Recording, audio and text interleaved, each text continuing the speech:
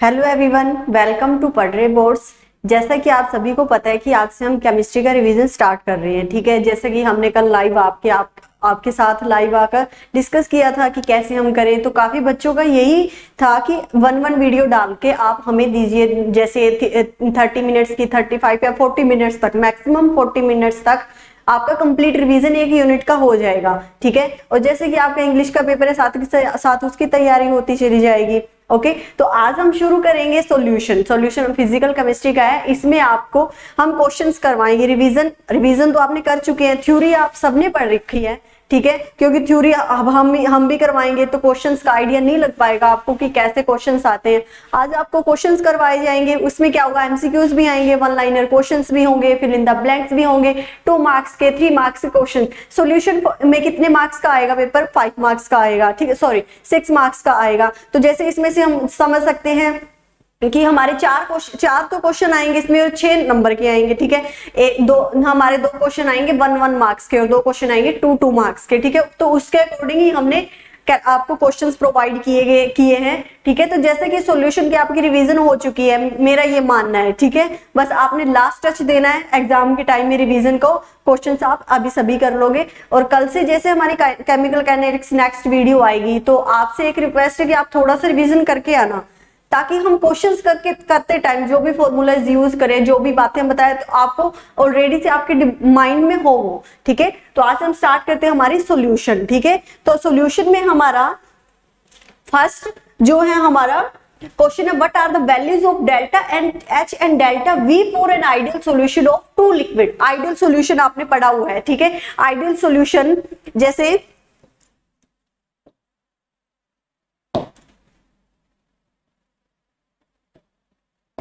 ठीक है, ideal solution हमारे, देखो हमने पढ़े थे ideal and non ideal solution. Ideal solution में क्या था हमारे, जैसे देखो ये है।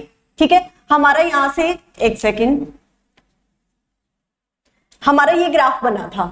ठीक है, हमारे यहाँ पर क्या हो रहा था, प्रेशर, यहाँ पर वॉल्यूम और यहाँ पर प्रेशर, दोनों पी और वी के बीच में ग्राफ था। ठीक है, तो ऐसे हमारे यहां से यहां तक क्या कर रहा है, पी ए लाई कर रहा है, और यहां से यहां तक क्या कर रहा है, पी बी लाई कर रहा है, और इन दोनों के बीच में जो इंटरेक्शन हो रहा है वो क्या होता है, हमारा टोटल प्रेशर होता है, जैसे P A plus P B होता है। ठीक है, और ये अगर डायरेक्ट पी और पी बी का इंटरेक्शन होता है, हमारा टोटल जो प्रेशर आता है वही होता, क्या होता है, हमारा आइडियल सॉल्यूशन होता है। ठीक है, आइडियल सॉल्यूशन होता है, और इसमें हमारी जो डेल्टा एच एंथैल्पी होती है वो हमारी 0 होती है, और डेल्टा वी भी हमारा क्या होता है, 0 होता है। और रही बात नॉन आइडियल की, नॉन आइडियल कैसे होते हैं, जैसे मैं आपको बता रही हूँ। ठीक है, ये हो गया हमारा पी ए का, ये हो गया हमारा पी बी का। ठीक है, जो हमारे ऊपर से आता है ये होता है पॉजिटिवली, और एक होता है नेगेटिवली जो कि नीचे से आता है। ठीक है, यहाँ पर डैश डैश है। ठीक है, हमारी डायरेक्ट इंटरेक्शन नहीं हो रही है, इसमें स्टेबल नहीं है हमारा यहाँ पर कंपाउंड, तो इसमें क्या होता है, इसमें जैसे जो ऊपर से आता है इसमें डेल्टा एच हमारा ग्रेटर देन 0 होता है। ठीक है, तो हमारे जो आइडियल सॉल्यूशन में, ये हमारी आइडियल इक्वेशन होती है, आइडियल सॉल्यूशन ऑफ 2 लिक्विड्स के बीच में जो डेल्टा एच और डेल्टा वी क्या होता है, हमारा 0 होता है। ठीक है, ठीक है, ये हमारा क्या होंगे, दोनों हमारे क्या हो जाएंगे, 0 के इक्वल हो जाएंगे। ठीक है, तो ये हमारा ideal and non ideal solution. Okay, अब देखो जैसे हम नेक्स्ट पे चलते हैं, हमारा नेक्स्ट, अब देखो यहाँ पर answer delta H and delta V for an ideal solution of 2 liquid क्या होते हैं, 0 के इक्वल होते हैं। ओके, आगे हम देखते हैं, जैसे अब देखो why is osmotic pressure considered as a colligative property. Osmotic, सबसे पहली बात ये आती है कि हमारा ऑस्मोटिक प्रेशर होता क्या है। देखो ऑस्मोटिक प्रेशर क्या होता है, ठीक है, जैसे फॉर एग्जांपल अब यहाँ पर देख, मैंने यहाँ पर पानी है, ठीक है, और एक इधर है, यहाँ पर वाटर है, ठीक है, और ये हमारा सी है, समुद्र है, और यहां से यहाँ पर पानी जा रहा है।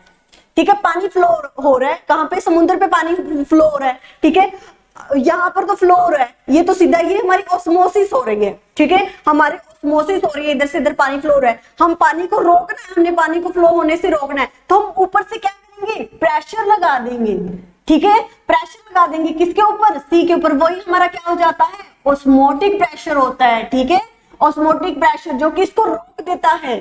ठीक है, जो कि इसको स्टॉप कर देता है, वहां से ऊपर से हम ऑस्मोसिस को जो स्टॉप कर दे, ऑस्मोसिस को जो रोक देता है वो हमारा क्या होता है, ऑस्मोटिक प्रेशर होता है।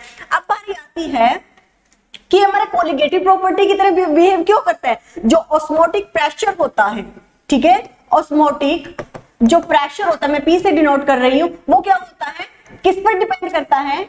Depend on number of particles of the solute, जो कि सोल्यूट के नंबर ऑफ पार्टिकल्स पर डिपेंड करता है। जो सोलवेंट है, सोलवेंट के नंबर ऑफ पार्टिकल्स पर डिपेंड नहीं करता, सोल्यूट के नंबर ऑफ पार्टिकल्स पर डिपेंड करता है, ठीक है। जैसे वहां पर जैसे एक सेमी परमेबल मेम्ब्रेन है, ठीक है, उनके छोटे छोटे पार्टिकल्स होते हैं, जैसे हमारी स्किन है, सेमी परमेबल मेम्ब्रेन है।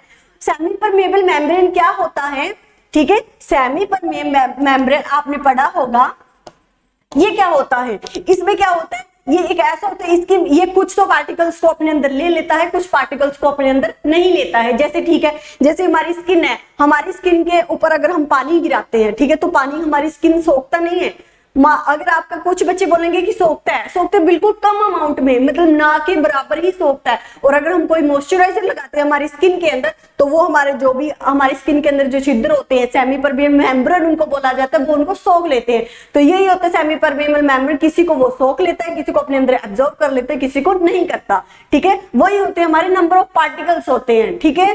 तो उस नंबर ऑफ पार्टिकल्स पर ही सेमी परमेबल मेम्ब्रेन डिपेंड करता है। जैसे मॉइस्चराइजर में जो भी हमारे नंबर ऑफ पार्टिकल्स थे, उसको उसने एब्जॉर्ब कर लिया, उस पर डिपेंड था वो, ठीक है। तो हमारे जो ऑस्मोटिक प्रेशर डिपेंड करता है नंबर ऑफ पार्टिकल्स से। तो ऑस्मोटिक प्रेशर हमारी एक यूनिट आती, सॉरी फॉर्मूला आता है, pi is equal to CRT। C किसके इक्वल होता है? N/V के equal, number of particles divide by volume, ठीक है, N/V/RT पाई के इक्वल होता है। तो यहाँ पर N क्या है? N क्या है? हमारे नंबर ऑफ पार्टिकल्स हैं, ठीक है। ये क्या होता है? हमारा ऑस्मोटिक प्रेशर होता है, पाई हमारा ऑस्मोटिक प्रेशर होता है, एन होते हैं हमारे नंबर ऑफ पार्टिकल्स। तो ये इसके क्या है? डायरेक्टली प्रोपोर्शनल है। तो osmotic pressure number of particles पर डिपेंड करते हैं, तो नंबर ऑफ पार्टिकल्स ही हमारी कोलिगेटिव प्रॉपर्टी होते हैं, ठीक है। इसीलिए हमारे जो कोलिगेटिव प्रॉपर्टी होती है वो नंबर ऑफ पार्टिकल्स होती है। तो इसीलिए जो ऑस्मोटिक प्रेशर है वो कोलिगेटिव प्रॉपर्टी की तरह बिहेव करता है, ठीक है, उसकी तरह ही उसको माना जाता है। इसीलिए बिकॉज नंबर ऑफ पार्टिकल, आप ऐसे लिख सकते हैं, osmotic pressure consider as colligative property because it depends upon the number of particles of the solute, ठीक है, does not depend on the number of particles of the solvent. तो ऐसे आप बता भी सकते हैं, 1 मार्क्स में आएगी, 1 मार्क्स में तो आप सीधा डायरेक्ट बता सकते हैं कि नंबर ऑफ पार्टिकल्स पर ये डिपेंड करता है। अगर 2 मार्क्स में आते तो आप ऐसे भी एक्सप्लेन करके दिखा सकते हैं कि एन हमारा क्या है? नंबर ऑफ पार्टिकल्स है, ठीक है। अब देखिए आगे, देखिए यहाँ पर इन्होंने बताया कि number of particles of the solute does not depend on the nature of the solute, nature पर डिपेंड नहीं करता, ठीक है, कि कैसा है वो। आगे डिफाइन द फॉलोइंग टर्म, ठीक है। अब हमने इसमें क्या करना है? टर्म डिफाइन करनी है। टर्म, अब देखो मोल फ्रैक्शन है, मोल फ्रैक्शन क्या होता है, ठीक है। मोल फ्रैक्शन क्या होता है? हमारे मोल फ्रैक्शन किस पर डिपेंड करता है? एक्स से मान लो इज इक्वल टू किसके? Number of particles of a particular component, जैसे number of particles of particular component, ठीक है, divide by total number of component, total number of components, ठीक है। तो क्या होगा? X a is equal to Na divide by Na plus Nb के इक्वल, ठीक है। अगर हम मोल फ्रैक्शन XB का निकालें तो वो क्या होता है? Nb divide by Nb plus Na। ये तो आप करके आ चुके हैं, बस इसकी डायरेक्ट डेफिनेशन बतानी है हमने, और कुछ नहीं बताना, ठीक है। अब बारी आती है हमारी आइसोटोनिक सॉल्यूशन क्या होता है? आइसोटोनिक सॉल्यूशन वो होता है जिसमें जो आइसोटोनिक में 2 सॉल्यूशन हो गए अगर हमारे पास, ठीक है। हमारे पास मान लो एक इसमें है, एक इसमें भी अलग सॉल्यूशन है, इसमें भी अलग सॉल्यूशन है। इन दोनों सॉल्यूशन का जो ऑस्मोटिक प्रेशर है, ऑस्मोटिक प्रेशर वो सेम हो जाए, ठीक है। ऑस्मोटिक प्रेशर क्या है हमारा?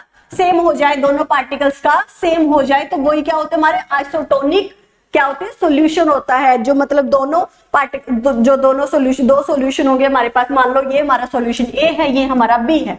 ए और बी सॉल्यूशन में डिपेंड जो जिनका की ऑस्मोटिक प्रेशर क्या हो जाता है? सेम होता है, मींस उनका नेचर जो है सेम हो जाता है, ठीक है। तो वो क्या होता है? हमारा आइसोटोनिक सॉल्यूशन होता है। अब बारी आती है one of factor. One of factor क्या होता है? अब देखो, वन ऑफ फैक्टर को आई से डिनोट करते हैं। वन ऑफ फैक्टर किस पर डिपेंड करता है? एक तो एक्सपेरिमेंटल वैल्यू, एक्सपेरिमेंटल वैल्यू जो भी आती है हमारी एक्सपेरिमेंटल वैल्यू ऑफ इलेक्ट्रोलाइट, ठीक है, electrolytes divide by calculated value. एक तो एक्सपेरिमेंटल वैल्यू मींस जो कि उसकी आई हुई है, एक कैलकुलेट जो हम उसे निकालते हैं, ठीक है, वो होती है हमारी, और इसको किससे डिनोट किया जाता है, आई से। ये होता है हमारा वन ऑफ फैक्टर होता है, ठीक है। अब आ रही आती है आइडियल सॉल्यूशन। आइडियल सॉल्यूशन क्या होता है, हमारा जो कि रोल्स लॉ को फॉलो करता है, ठीक है, means obey the roles law, ठीक है। रोल्स लॉ अब बारी आती है कि रोल्स लॉ होता क्या है। अब देखो जैसे मैंने ये बनाया था आइडियल सॉल्यूशन का, ठीक है, पी ए, और ये किसका है, सॉरी,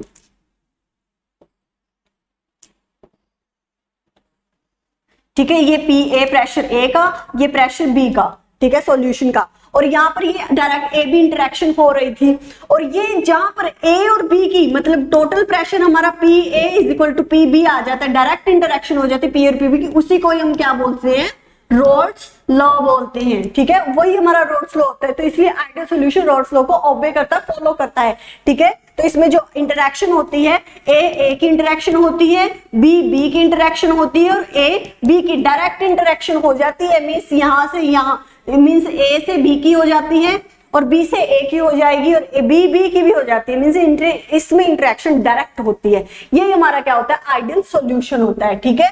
आइडियल सॉल्यूशन हमारा यही होता है जो कि रोल्स लॉ को फॉलो करता है। मींस एक नंबर में डेफिनेशन आती है तो ये बताने की रोल्स लॉ को फॉलो करता है।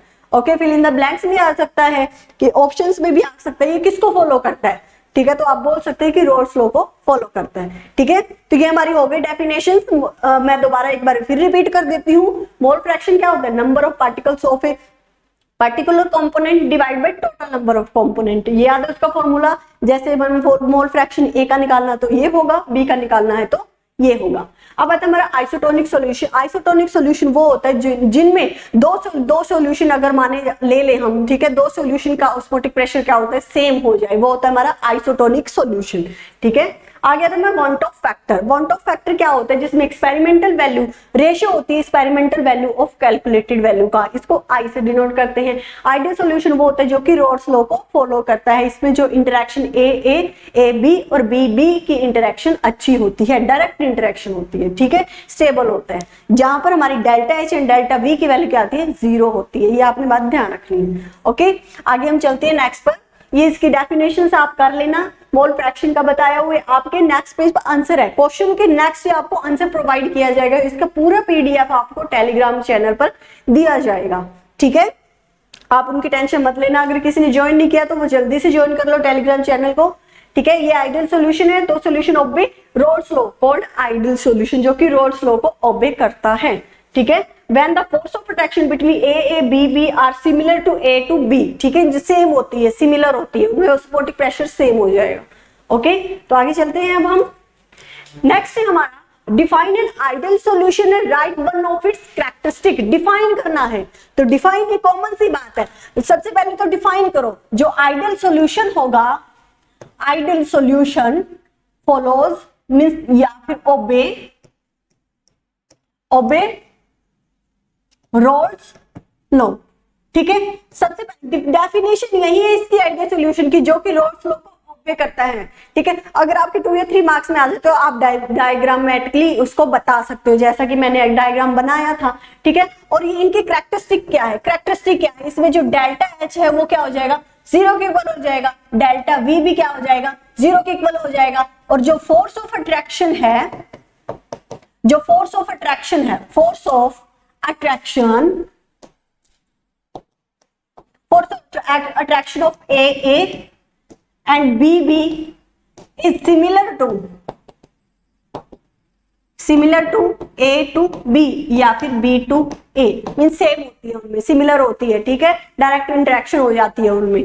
आगे आते हैं हमारा नेक्स्ट, हमारा क्या आता है इसमें, जैसे फोर्स ऑफ अट्रैक्शन ऑफ ए, इसमें नेक्स्ट हमारा इसमें ऐसे भी लिख सकते हो कि डेल्टा जी हमारा क्या होता है, नॉट इक्वल टू 0 होता है। अगर डेल्टा जी को 0 कर लेंगे तो वो हमारी रिएक्शन क्या हो जाएगी, स्टेबल नहीं होगी, वहां पर हमारा जो है फोर्स ऑफ अट्रैक्शन जो सोल्यूशन है आपस में फ्लो नहीं करेंगे, ठीक है। तो वही क्या होता है, हमारी डेल्टा एच क्या होता है, 0 के इक्वल नहीं होता है, ठीक है। आप इसमें कर सकते हैं ideal solution can be separated by fractional distillation, ठीक है। 2 मार्क्स में आ सकता है ये क्वेश्चंस, ठीक है, आ सकता है मोस्ट प्रोबेबली ये 2 मार्क्स में आ सकता है। तो आप उसमें डेफिनेशंस बता सकते हैं, force of attraction A B are same order, ठीक है, डेल्टा एच मिक्सिंग होगा 0, डेल्टा बी भी 0, और इसको फ्रैक्शनल डिस्टिलेशन से क्या कर सकते हैं हम सेपरेट कर सकते हैं, ठीक है। इसमें ये भी ऐड कर सकते हो कि डेल्टा जी हमारा क्या होता है नॉट इक्वल टू 0 होता है, ये भी आ सकता है, ठीक है। और जो पी ए ये क्या होती है, ये भी 0 के इक्वल होती है, ओबे करते हैं रोल्स लॉ को, ठीक है। आगे हम चलते हैं, drive expression of for roles law when the solute is non volatile, ठीक है। हमने क्या करना है एक्सप्रेशन, अब देखो रोल्स लॉ को यूज करते हुए हमने नॉन वोलेटाइल का एक्सप्रेशन मीन स्मॉल फ्रैक्शन का बताना है, हमने रोल्स लॉ होता क्या है उसको ड्राइव करके बताना है, ठीक है। आपने किया भी होगा, रिवीजन काफी बार कर चुके होंगे केमिस्ट्री की, ठीक है, सॉल्यूशंस की भी, सारी यूनिट्स की। देखो इसमें क्या होता है, हमारा जो pressure of A directly proportional to mole fraction होता है, ठीक है, ये हमें पता होगा, ठीक है। रोल्स लॉ के अकॉर्डिंग क्या है, हमारा जो प्रेशर है ए का कंपोनेंट ए का सॉल्यूशन का वो डायरेक्टली प्रोपोर्शनल टू होता है ए के, एक्स ए के means mole fraction of component of a के, ठीक है। तो आगे हम इसको प्रोपोर्शनल हटाने के लिए क्या लिखते हैं P naught A. P naught ए क्या है, जो स्टैंडर्ड प्रेशर होगा। पी नोट ए क्या होता है, जो कि उसमें एक लिक्विड, अब देखिए एक सॉल्यूशन है पी नोट ए, ये है सॉल्यूशन। यहाँ पर सॉल्यूशन में अगर हम इसको लिक्विड्स को फ्लो करते रहते हैं किसी और सॉल्यूशन में, ठीक है, किसी और सॉल्यूशन में फ्लो करते रहते हैं, अगर यहाँ पर कोई टिक जाता है, कोई अगर कुछ न थोड़ा बहुत लिक्विड वहां पर रह जाता है, उस लिक्विड का प्रेशर क्या होता है पी नोट ए, ठीक है, या फिर पी नोट बी, उसी प्रेशर को पी नोट बोलते हैं, ठीक है। स्टैंडर्ड प्रेशर होता है कि जहां पर जितना वो रह गया, ठीक है, रह गया वहां पर उस लिक्विड उसका प्रेशर क्या हो जाता है पी नोट ए, ठीक है। अब according to relative lowering vapor pressure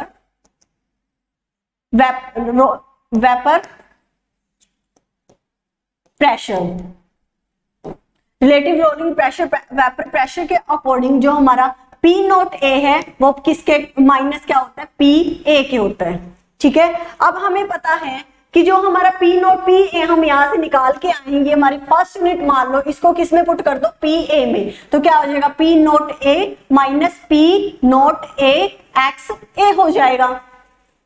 ये हो गया, ऐसे ड्राइव करना इसको, एक्स A हो जाएगा, ठीक है। अब देखो यहाँ पर P naught A minus P A is equal to, ठीक है, is equal to 1 minus X A P naught A के इक्वल हो जाएगा, ठीक है, ये हो गया। अब देखो यहाँ पर इसको इधर ले आओ, P naught A minus P A divide by P naught A हो जाएगा, ये क्या होगा माइनस एक्स A के इक्वल हो जाएगा। अब हमें पता है कि जो मोल फ्रैक्शन है, मोल फ्रैक्शन में एक्स A, दोनों मोल फ्रैक्शन का सम किसके इक्वल होता है 1 के इक्वल होता है, और यहाँ से अगर हम एक्स B निकालें तो क्या हो जाएगा 1 माइनस एक्स A हो जाएगा, ठीक है, ये आ गया।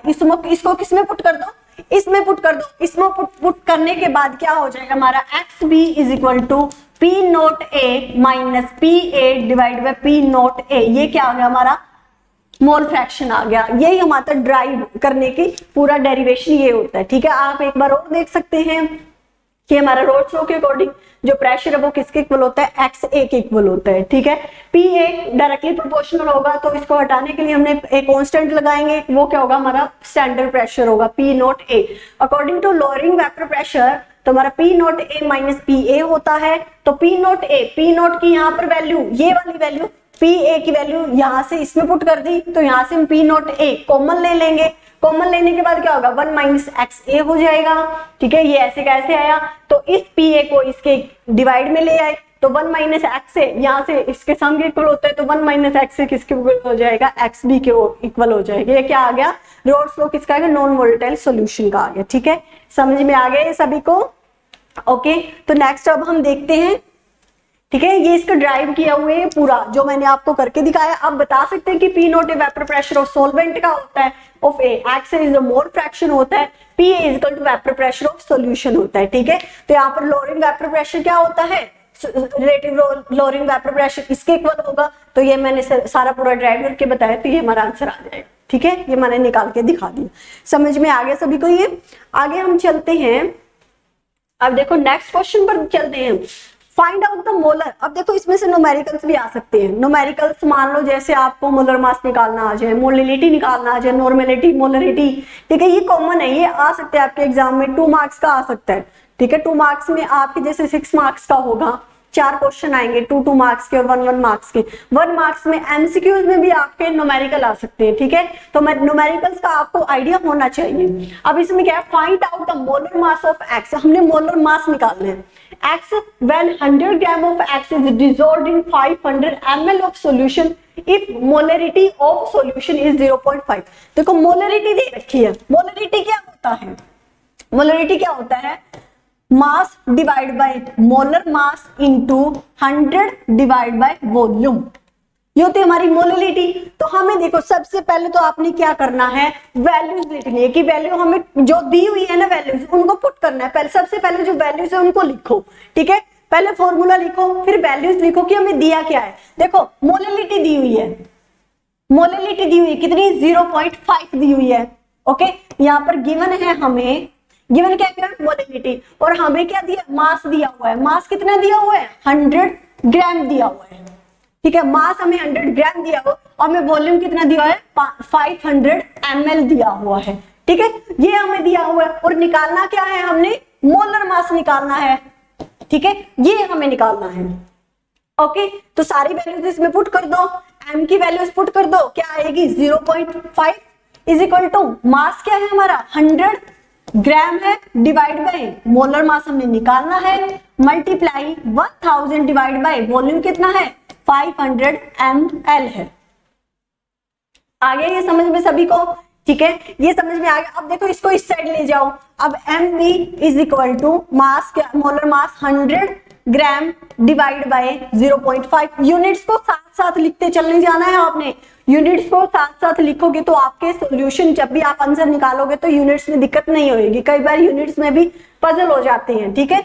मल्टीप्लाई 1000 डिवाइड बाय 500 ml, और जो भी इसको आप कैलकुलेट करके देख लेना, जिसके भी इक्वल आ जाए वो क्या होएगा, ग्राम पर ml। इसकी मोलर मास की यूनिट होती है ग्राम पर ml। जो भी आएगा आप यहाँ से कट आउट करके आप आंसर यहाँ पे निकाल लेना, ठीक है। ये ऐसे था, ठीक है। सबसे अब देखो आप बोलते हो कि हमें इतना कुछ दे देते हैं लेकिन हमें पता ही नहीं चलता कि दिया क्या है।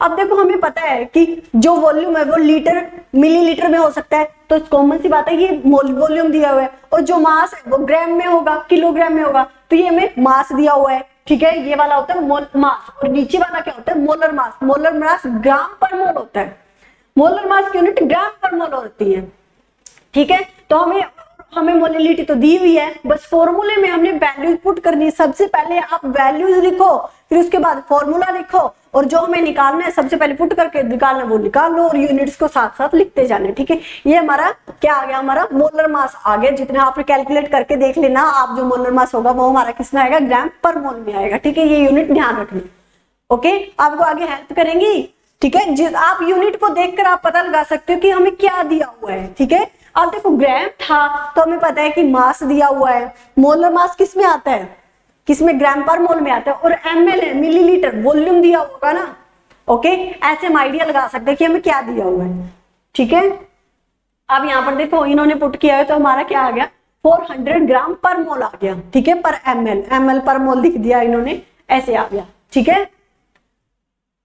अब है next, drive the relationship between relative blowing vapour pressure and molar mass of solid.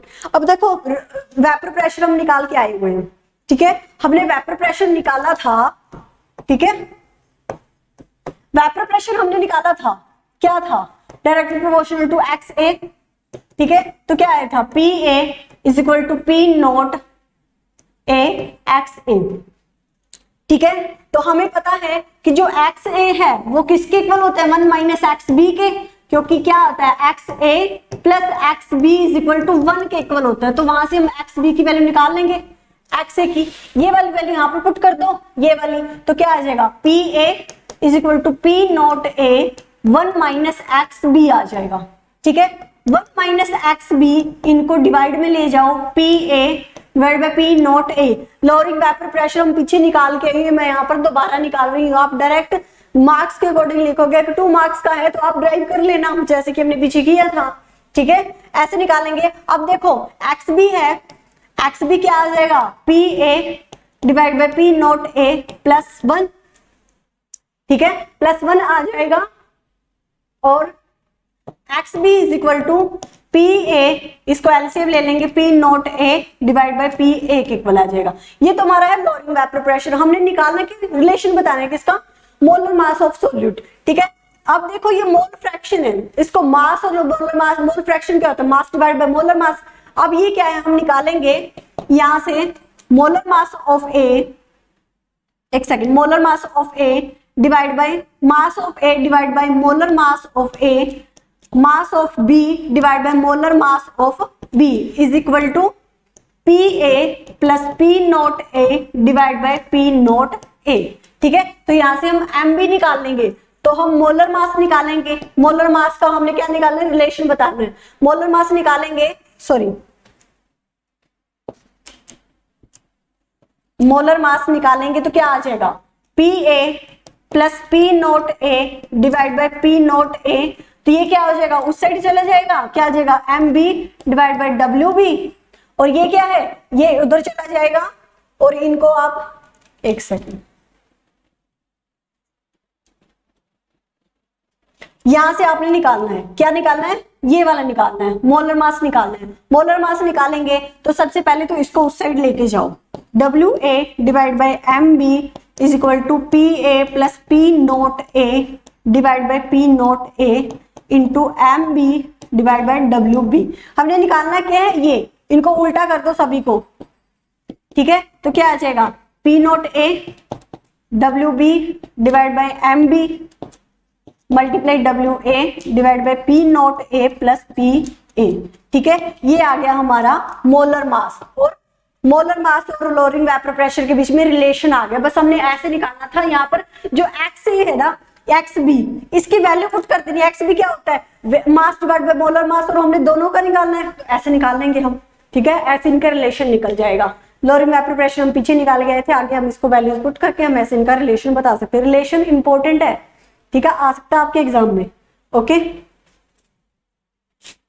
आगे देखो, ये इन्होंने निकाला हुआ है, यहाँ पर आप निकाल सकते हैं, चाहे एम बी का निकालो या फिर एम ए का निकालो, रिलेशन कोई भी हमने बताना है, बस मोलर मास में बताना है, या फिर एम ए भी लिख सकते हो, एम बी भी, कुछ भी लिख सकते हो, ठीक है। यहाँ पर माइनस आएगा, सॉरी इधर माइनस आएगा, ओके। अब calculate the mass of component.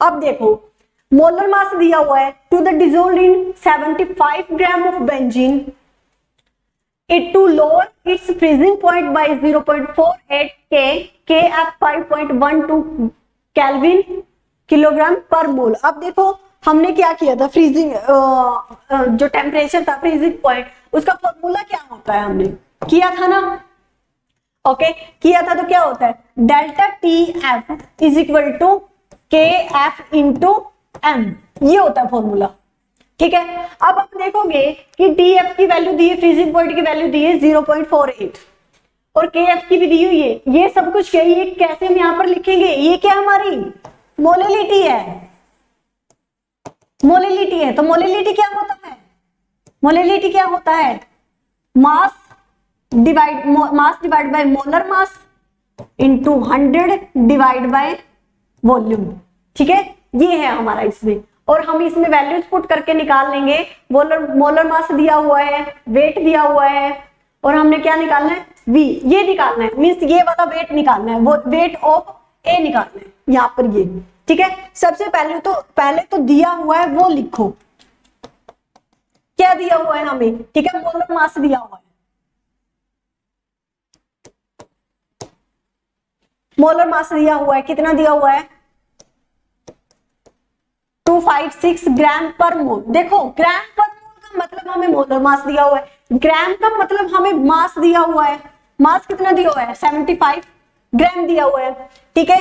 तो के एफ की वैल्यू कितनी दी हुई है, 5.12 केल्विन किलोग्राम पर मोल दिया हुआ है, ठीक है। और हमें क्या दिया हुआ है, T F, delta T F दिया है, फ्रीजिंग पॉइंट दिया हुआ है, कितने, 0.48 केल्विन, टेम्परेचर केल्विन में आता है, ये दिया हुआ है। अब हमने क्या करना है, अब देखो वैल्यू फॉर्मूला लिखो, K F into W B divide by mb into 100 divide by WA। Values put कर दो इसमें, TF की वैल्यू पुट करो, कितनी आई हुई है TF की वैल्यू 0.48 केल्विन, KF की वैल्यू कितनी है 5.12 केल्विन किलोग्राम पर मोल। ठीक है, इधर वैल्यूज पुट कर देते हैं। ठीक है, सामने 0.48 केल्विन और KF की वैल्यू कितनी दी हुई है, इतनी 5.12 केल्विन किलोग्राम पर मोल इनटू ये है। ठीक है, W भी कितना दिया है 70 multiply 75 gram divide by molar mass कितना है 256 gram per mole multiply 100 divide by 100 multiply 100 divide by WA। हमने ये निकालना है, WA निकालना है, तो सारी वैल्यूज ऐसे पुट कर लेंगे। बस हमने देखो इसकी वैल्यू दी हुई है, इसकी दी हुई है, इसकी दी हुई है, इसकी दी हुई है, बस इसकी नहीं दी। ये हमने वेट निकालना है कंपोनेंट ऑफ A का। ठीक है, तो हमारा वेट निकल जाएगा, ग्राम में निकल जाएगा, तो हम ऐसे वैल्यूज पुट करके निकाल सकते हैं। बस देखो आपको एक तो फॉर्मूला आना चाहिए और ये पता होना चाहिए कि हमें दिया क्या है। हमें मोलर मास दिया, WA दिया, सॉरी MA दिया, मास दिया हुआ है। ठीक है, और बेंजीन का फ्रीजिंग पॉइंट दिया है 0.TF दिया हुआ है, डेल्टा TF, और K दिया हुआ है, में KF दिया हुआ है। बस हमने वैल्यूज पुट करनी है, हम ऐसे निकाल सकते हैं। ठीक है, ऐसे क्वेश्चंस आप आ सकते हैं, आपके एग्जाम में 2 मार्क्स में आ सकता है। ठीक है, तो ऐसे हम निकालने में इसकी वैल्यूज पुट करके ऐसे हम डायरेक्ट निकाल सकते हैं। ओके, तो नेक्स्ट पर हम चलते हैं। अब देखो इन्होंने निकाला हुआ है यहाँ पर। ठीक है, यहाँ पर हम इसकी वैल्यूज 1.8 ग्राम निकल जाएगी। अब है vapour pressure of water at 20 degree Celsius 17.5 mmHg। Calculate the vapour pressure of water at 20 degree Celsius when 15 gram glucose molecular weight this one and dissolved in 150 gram of water. ठीक है, हमें दिया क्या हुआ है 50 ग्राम दिया हुआ है, और हाँ जी, तो हमें क्या दिया वेपर प्रेशर दिया हुआ है, मीन्स हमें किसकी वैल्यू दी हुई है, पहले तो जो दिया हुआ है वो लिखो। ठीक है, वेपर प्रेशर दिया है P naught A is equal to कितना दिया हुआ है 17.5 mmHg। हमने निकालना है PA निकालना है, वेपर प्रेशर निकालना है वाटर का। ठीक है, और हमें क्या दिया हुआ है, अब देखो सबसे पहले तो इसमें ये पुट करो इज इक्वल टू XB क्या होता है A divide by molar mass, weight of D divide by molar mass. Okay, ये दिया हुआ। अब हमने वैल्यूज पुट करो, इसमें P नॉट A की वैल्यू पुट करो, कितनी है 17.5 minus A PA pressure of A divide by 17.5 pressure of A divide by 17.5। ये अब क्या है अब देखो ग्लूकोज और वाटर है, ग्लूकोज का वाटर मोलर मास दिया हुआ है। ठीक है, तो अब हमने देखो इन्होंने मोलर मास ग्लूकोज का वेट दिया हुआ है, ग्लूकोज का वेट कितना दिया हुआ है 15 ग्राम, और मोलर मास कितना दिया हुआ है 180 ग्राम पर मोल। ठीक है, ये ग्लूकोज का है, किसका है ये ग्लूकोज का है। ठीक है, और इसका जो वाटर है, वाटर का वेट कितना दिया है 150 ग्राम, और इसका वाटर का मोलर मास कितना होता है, वाटर का मोलर मास हम निकाल सकते हैं। ग्लूकोज को देखो हम इतना इजीली नहीं निकाल सकते, उन्होंने ऑलरेडी दे दिया। वाटर का निकाल सकते हैं, मोलर मास कैसे निकाल देते हो, मास का double, molar mass means atomic number का डबल, इसका 2 प्लस ऑक्सीजन का कितना होता है मोलर मास 16, तो क्या आ गया 18, तो ये क्या आ जाएगा 18, तो ये किसका है वाटर का है। ठीक है, तो बस वैल्यूज पुट कर दो यहाँ पर पुट करते हैं 70.5 minus PA divide by 70.5 is equal to ये कितना दिया है 15 gram divide by molar mass कितना है 180 ग्राम per mole divide by weight कितना दिया है 150 ग्राम, मोलर मास कितना है 18 ग्राम पर मोल।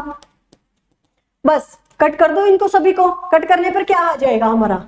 ठीक है, जैसे यहां से 10 आ गया और यहां से भी 10 आ गया, तो ये कट आउट हो गए सारे, तो यहाँ क्या आ जाएगा 1/100 आ जाएगा।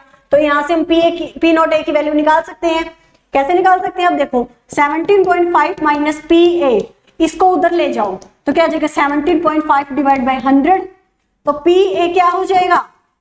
PA क्या हो जाएगा 17.5 डिवाइड बाई 100 माइनस 17.5। ठीक है, ऐसे हम निकाल सकते हैं इसको। बस यहाँ से हमने PA की वेपर प्रेशर निकालना था। इन्होंने यही बोला था कि vapour pressure of water, this one calculate the vapour pressure of water at 20 degree Celsius of glucose when glucose इतना होगा। वेपर प्रेशर हमने A का निकालना था, हमें इसका दिया हुआ था स्टैंडर्ड वेपर प्रेशर, इसका हमने निकालना था, ऐसे निकाल लेंगे। ठीक है, तो ये आपने बात ध्यान रखनी है कि हमारा देखो ये तो हमें पता है कि ये किसके इक्वल होता है, XB। ठीक है, ये इसके इक्वल होता है, उसके अकॉर्डिंग हमें दिया हुआ है। ओके, कर लेंगे आप ये। ठीक है, तो नेक्स्ट पर चलते हैं। अब हम ये इसका सॉल्यूशन है 13.325 mm आ गया। ठीक है, वेपर प्रेशर आ गया।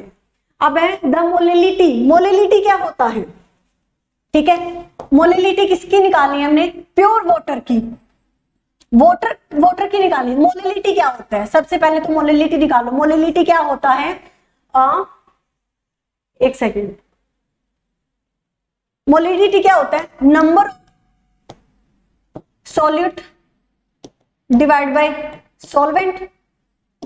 ठीक है, अब देखो जो वाटर है उसके सॉल्यूशन नंबर ऑफ पार्टिकल्स उसमें बहुत ज्यादा होते हैं। Molality of pure water, solution की मोलेलिटी जो वाटर होता है हमारा H2O, H2O का मोलर मास हमें पता है कितना होता है। सॉल्यूट का हमें, एक सेकेंड, इसमें आएगा नंबर ऑफ सॉल्यूशन, ठीक है, इन ग्राम डिवाइड बाय सॉल्यूट। ठीक है, मास हमें पता है कि 18 ग्राम होता है। ओके, तो अब हमने निकालना क्या है? अब देखो वाटर का जो सॉल्यूशन का जो वैल्यू होती है ना वो होती है 100 होती है, 100 ml होती है। ठीक है, तो ये निकालेंगे 100 डिवाइड बाय 18, तो ये किसके इक्वल आ जाएगा? 55.5 के इक्वल आ जाएगा समथिंग। ठीक है, आपके एमसीक्यूज टाइप क्वेश्चन है, आपको मोलिलिटी निकालनी है। मोलरिटी, यहाँ पर मोलरिटी नहीं है, मोलिलिटी है, L है। ठीक है, तो हमें क्या निकालना है? जो वाटर का जो सॉल्यूशन का होगा वैल्यूज होगी डिवाइड बाय सोल्यूट। सोल्यूट कितना है? 18 है, उसका मोलर मास। ठीक है, मोलर मास निकाल लेंगे इनके ग्राम में, तो इनकी वैल्यू ये आ जाएगी। ठीक है, ऐसे हम निकाल लेंगे। ये देखो 100 डिवाइड बाय 18 किलोग्राम इन सॉल्वेंट, ये निकाल लेंगे। अब which of the following aqueous solution should be have the highest boiling point. अब देखो हाईएस्ट बॉइलिंग पॉइंट का मतलब क्या होता है? अब देखो बॉइलिंग पॉइंट है डेल्टा टी, वो डायरेक्टली प्रोपोर्शनल टू आई के इक्वल होता है, मींस वांट ऑफ फैक्टर के इक्वल होता है, वांट ऑफ फैक्टर के इक्वल। तो आई कैसे हम निकालेंगे? अब देखो आई कैसे निकालेंगे हम? जितना ज्यादा हमारा आई की वैल्यू होगी उतना ज्यादा हमारा बॉइलिंग पॉइंट होगा। सबसे पहले तो ए पार्ट लो। ठीक है, NaOH है, ये इलेक्ट्रोलाइट है। ठीक है, जितने आयंस होते हैं, आई के ऊपर जितने आयंस होंगे हमारे उतनी आई की वैल्यू होगी। ठीक है, तो हम इसको डिसोसिएट करो, Na positive plus OH negative. तो यहाँ पर आयंस कितने हैं? एक तो ये आयन है, एक ये आयन है, मींस आई की वैल्यू कितनी है? 2 है। यहाँ पर आई की वैल्यू 2 आ गई है। अब बी में देखो Na2SO4 डिसोसिएट करो, 2Na positive plus SO4 2 negative. Ion कितनी है? 2 + 1। ये नहीं देखना कि ये पॉजिटिव और नेगेटिव, इनको कैंसिल कर दो। आयंस देखने, आयन हमें कितने डिवाइड हुए? यहाँ पर 2 आयन बन रहे हैं, कौन सी? एनाइन है। यहाँ पर कैटाइन बन रहा है, मींस एक एनाइन, 2 एनाइन और एक कैटाइन, प्लस कितने हो गए? आई की वैल्यू कितनी होगी? 3 हो गई। ठीक है, अब देखो सी में NH4 positive plus NO3 negative, इसमें एक एनाइन और एक कैटाइन, मींस 2 हो गए। आई की वैल्यू कितनी होगी? 2 हो गई। अब हम लास्ट निकालेंगे KNO3, K positive plus NO3 negative. ये डिसोसिएट करने आते होंगे, आपने इलेक्ट्रोकेमिस्ट्री में भी किए हुए हैं। तो यहाँ पर आयंस कितने? 2 + 1, I = 2। अब देखो यहाँ से डायरेक्ट हमें पता चल रहा है कि जहां पर आई की वैल्यू ज्यादा होगी, मींस मोर आई वैल्यू, हमारा बॉइलिंग पॉइंट उसका क्या होगा? ज्यादा होगा, क्योंकि जो बॉइलिंग पॉइंट है वो डायरेक्टली प्रोपोर्शनल टू आई होता है। तो आई की वैल्यू किस में ज्यादा है? बी में। तो हमारा ऑप्शन कौन सा हो जाएगा? Option number B. Na2SO4 में आई की वैल्यू ज्यादा होगी तो यहाँ पर बॉइलिंग पॉइंट में हमारा क्या हो जाएगा, ज्यादा होगा, क्योंकि जो वॉन्टो फैक्टर है वो डायरेक्टली होता है बॉइलिंग पॉइंट के, इसलिए जितना ज्यादा वॉन्टो फैक्टर होगा, आई की वैल्यू जितनी ज्यादा उसका बॉइलिंग पॉइंट उतना ही ज्यादा होगा। तो सबसे ज्यादा इसी का ये 3, मतलब जो कि हमारे नंबर ऑफ आयन आएंगे, cation plus anion is equal to ion, कितने हैं, 3 आयन है। ओके, क्लियर है ये चीज, ठीक है। तो इन्होंने बताओ आई की वैल्यू 3 बताई हुई है, तो direct boiling point of directly proportional यही बताया है, एक्सप्लेन नहीं किया, वो मैंने आपको कर दिया है, ठीक है। अब देखो which of the following incorrect for an ideal solution, incorrect बताना है हमने, ठीक है, इनकरेक्ट बताना है। देखो फर्स्ट देखो डेल्टा एच मिक्स और v is equal delta is equal to 0, ये तो ठीक है, ये करेक्ट है। सबसे पहले ना आपने क्वेश्चन पढ़ना है, आप ये मत देखना कि करेक्ट, सबसे पहले देखना इनकरेक्ट है। कई बार आप इसमें पजल हो जाते हैं, इनकरेक्ट की जगह आप करेक्ट कराते हैं। तो सबसे पहले आपने क्वेश्चंस को रीड करना कि क्वेश्चन में क्या दिया हुआ, ठीक है। डेल्टा 0 है, ये तो करेक्ट है, डेल्टा v भी 0 ये भी करेक्ट है, और delta p observe calculated value 0 ये भी करेक्ट है, ठीक है। दोनों वैल्यू आपस में कैंसिल होकर यहाँ से 0 आ जाती है, ठीक है। डेल्टा एच मिक्सिंग ये इनकरेक्ट है, ठीक है, तो इसका ऑप्शन क्या होगा, डेल्टा जी होगा, ठीक है। नेक्स्ट है delta G can not be equal to because mixing does not lead to equilibrium, ठीक है। डेल्टा जी 0 नहीं आना चाहिए, क्योंकि अगर 0 आ गया तो हमारा मिक्सचर इक्विलिब्रियम भी आ जाएगा, तो वो स्टेबल ही नहीं होगा, वहां पर इंटरेक्शन ही नहीं होगी ए और बी और ए की, ठीक है। आगे है relating chlorine vapour pressure is colligative property because, ठीक है, बिकॉज है, देखो it depends on the concentration of non-electrolyte solute in solution and does not depend upon the nature of the solute, ये राइट है, ठीक है। ये किस पर property, colligative property, number of electrolyte of solute means number of particles, solutes के number of particles पर depend करती है, ठीक है, उसके नेचर पर नहीं, ये तो हमने किया था, ये राइट है। It depends on the number of particles of electrolyte solute in solution does not depend upon the nature of the solution, ये भी राइट है। It depend on the concentration of non electrolyte solute, concentration पर नहीं depend करती है, तो particles पर depend करती है, ये भी गलत है। It depend on the concentration of electrolyte, ये भी गलत है, कंसंट्रेशन पर तो डिपेंड करती नहीं थी। हमारे आंसर क्या आ जाएंगे, ए एंड बी हमारे राइट आंसर है, ठीक है, कर लोगे ये। आगे है, ये देखिए यहाँ पर इन्होंने बताया हुआ आंसर। आगे है vapour pressure is, vapour pressure जो होता है वो डायरेक्टली प्रोपोर्शनल होता है या फिर इनवर्सली प्रोपोर्शनल होगा टेम्परेचर के, ठीक है। तो वेपर प्रेशर क्या होता है, डायरेक्टली प्रोपोर्शनल होता है टेम्परेचर के, ये तो आपने किया ही होगा, ये तो इजी है, ऐसे क्वेश्चन आ सकते हैं, ठीक है, डायरेक्टली हो। आगे है ethylene glycol is used as, किसमें यूज किया जाता है, उसको एंटी फ्रीज करने में यूज किया जाता है, किसी भी सॉल्यूशन को एंटी फ्रीज करने में, ठीक है, एंटी फ्रीज करने में, ओके। अब है, अब देखो इफ पी नॉट ए, अब इन्होंने वैल्यूज दी हुई है, सबसे पहले तो वैल्यूज लिखो, वैल्यूज दी है, पी नॉट ए की वैल्यू कितनी दी हुई है, 100 mm प्रेशर दिया हुआ है, पी नॉट बी की वैल्यू कितनी हुई है, 200 mm, और मोल फ्रैक्शन कितना दिया हुआ है, एक्स ए का कितना दिया, 0.4 दिया हुआ है, ये दिया है। हमने क्या निकाला है, वाई बी, वाई बी क्या होता है, वाई ए क्या होता है, P naught A plus P not be divide bye P naught ए, ऐसा होता है। चलो बाद में देखते, पहले तो ये निकालने हैं, ठीक है।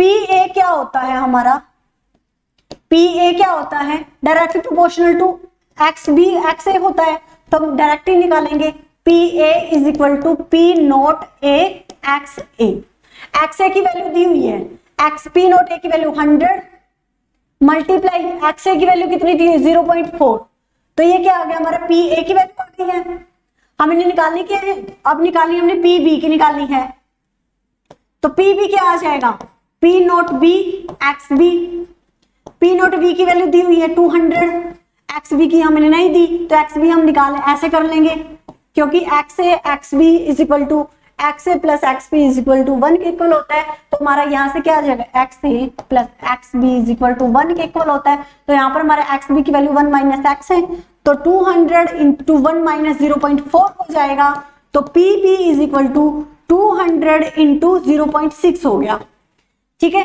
ये दो वैल्यूज आ गई, ये ऐसे नहीं आएगा वाई भी, तो वाई भी वाई किसका निकालना है, ए का निकालना है।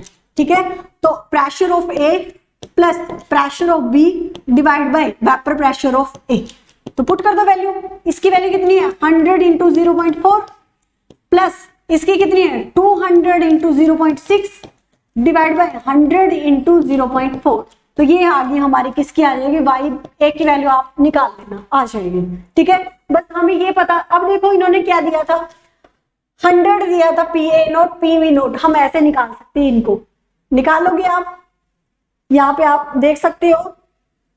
ठीक है, वीडियो को पॉज करके आप सारा सोल्यूशन यहाँ से देख सकते हो। ठीक है, जो समझ में ना आए वो चैट सेक्शन में आप बता देना, ओके, क्लियर हो जाएगा। ठीक है, ये दिया है इन्होंने, तो हमारी 0.25 आ जाएगी यहाँ से ऐसे वैल्यू। ओके, क्लियर है सभी को ये।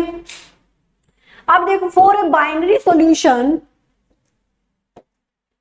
आइडियल लिक्विड, आइडियल दिया हुआ है, the variation of total vapour pressure versus composition of solution. ठीक है, हमें वेरिएशन बताना है। अब हमने किया था जो आइडियल सॉल्यूशन है उसमें वेरिएशन क्या होता है, या तो ऐसे होगा वेपर प्रेशर का, या फिर ऐसे होगा, एक सेकेंड।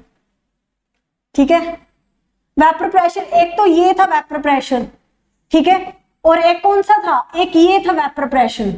ठीक है, अब यहां से हम डायरेक्ट बता सकते हैं कि हमारा आंसर क्या होगा, option A and option D होगा, क्योंकि ये मान लो प्रेशर ए का है और ये मान लो प्रेशर बी का है, तो इनका इंटरेक्शन होता है। ऐसा तो कोई प्रेशर हमारा कर्व आ ही नहीं रही थी, ये कर्व तो रॉन्ग है, प्रेशर हमारा ऐसे डायरेक्ट लीनियरली, ये लीनियरली हमें हमारा प्रेशर लाई कर रहा था। ठीक है, ऐसे हो जाएगा ये इसमें बाइनरी सॉल्यूशन होगा हमारे लिए। आगे है the most stable colligative property due to determine molar mass of polymer is, most stable colligative property हमारी कौन सी होती है, ऑस्मोटिक प्रेशर होती है। सबको पता है, क्योंकि जो ऑस्मोटिक प्रेशर होता है, जो ऑस्मोटिक प्रेशर होता है वो किस पर डिपेंड करता है, depends on the number of particles, depends on the number of particles. Pi is equal to C R T, C क्या होता है एन बाई बी, तो यही क्या होते हैं हमारे जो नंबर ऑफ ये होते हैं हमारे नंबर ऑफ पार्टिकल्स, और यही क्या होते हैं हमारे कोलिगेटिव प्रॉपर्टीज। ठीक है, यही नंबर ऑफ पार्टिकल्स ही हमारे कोलिगेटिव प्रॉपर्टी शो करते हैं, इसलिए जो ऑस्मोटिक प्रेशर है वो कोलिगेटिव प्रॉपर्टी शो करता है। ठीक है, तो आपके यहाँ पर ऑलमोस्ट सारा ही आपका रिवीजन हो चुका है, साथ में रिवीजन सब कुछ हो चुका है क्वेश्चंस के साथ साथ। जैसे एक क्वेश्चन में अगर आइडियल सॉल्यूशन आया तो मैंने नॉन आइडियल भी बता दिए कि वो ऐसे कर्व बनती है, ऊपर से डायरेक्ट इंटरेक्शन नहीं होती है ए और बी की। ठीक है, तो आपका ये है, अगर किसी बच्चे को कोई डाउट है तो वो चैट सेक्शन में बता सकता है कि मैम मुझे यहाँ पर ये डाउट है। ठीक है, अगर आपकी हर एक, देखो ये बन गई होगी, आई थिंक ये 30-35 मिनट्स की वीडियो बन गई होगी, इसमें क्वेश्चंस एमसीक्यूज भी आपको प्रोवाइड किए गए हैं। ओके, तो कल केमिकल काइनेटिक्स के आपको क्वेश्चंस जो प्रोवाइड किए जाएंगे, तो आपने एक बार रीड करके आना है, ताकि आपको यहाँ पर जब मैं क्वेश्चन करवाऊं तो आपको डायरेक्ट पता चले कि कहाँ से यूज हो रहा है। ठीक है, हमारा कहाँ से यूज हो रहे थे, यहाँ से पर एक या दो मतलब क्वेश्चन न्यूमेरिकल्स आ सकते हैं, न्यूमेरिकल इस टाइप्स के आ सकते हैं। ओके, तो मैंने आपको पूरा बता दिया। अगर किसी को कोई डाउट है तो चैट सेक्शन में पूछ लेना। वीडियो अच्छी लगे तो आगे शेयर पक्का करना। ठीक है, और जिसने चैनल सब्सक्राइब नहीं किया वो जल्दी से कीजिए और वीडियो को जल्दी से जल्दी शेयर कीजिए। Okay, thank you so much for watching.